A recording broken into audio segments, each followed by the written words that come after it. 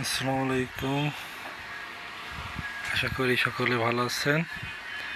আজকে আমরা আলোচনা করব সম্মিলিত জেলা এতিমখানা সংস্থা, যেটি কিনা আমাদের এই জেলার সমস্ত এতিমখানার মনিটরিং এবং সহায়তা কার্যক্রম পরিচালনা করে। এরকম একটি সংস্থা যেখান থেকে আমরা বিভিন্ন কার্যক্রম পরিচালনা করে থাকি। সেটা হলো অসহায় এতিমদের আশ্রয় প্রকল্প। আপনাদের আশেপাশে কোনো এতিম বাচ্চার সন্ধান থাকলে আমাদেরকে জানাতে পারেন, আমরা তাদেরকে আশ্রয় দিয়ে থাকি। এতিমদের বোর্ডিং সুবিধা অর্থাৎ খাওয়া দাওয়ার যে সুবিধা সেটা আমরা প্রদান করে থাকি।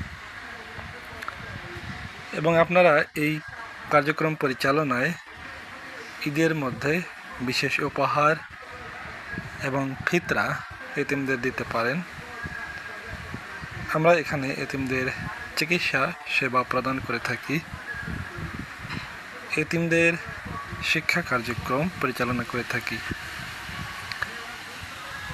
বিশেষ করে মানসিক প্রতিবন্ধী এবং জন্মগত প্রতিবন্ধীদের বিশেষ সহায়তা দিয়ে থাকি।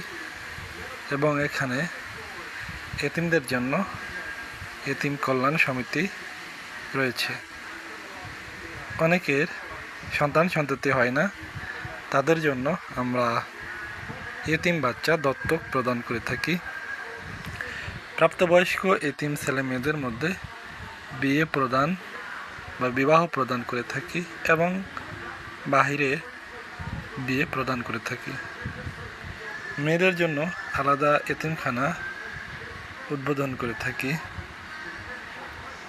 এবং কারিগরি ও ইসলামিক মাদ্রাসা পরিচালনা করা হয়। রোজার সময় এতিমদের ইফতার প্রদান করা হয়। এতিমদের কুরবানির সময় কোরবানির উপহার সংগ্রহ করে প্রদান করা হয়।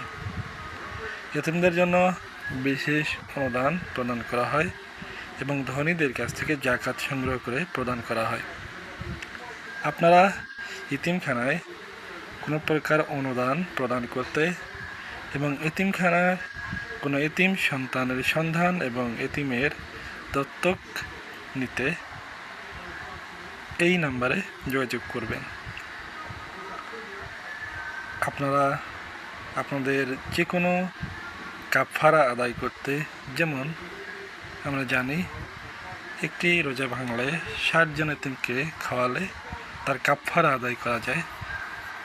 তো এরকম এতিমদের খাদ্য খাওয়ানোর জন্য আমাদের সাথে যোগাযোগ করতে পারেন এবং এতিমদের সেবা প্রদান করতে আমাদের সাথে যোগাযোগ করতে পারেন।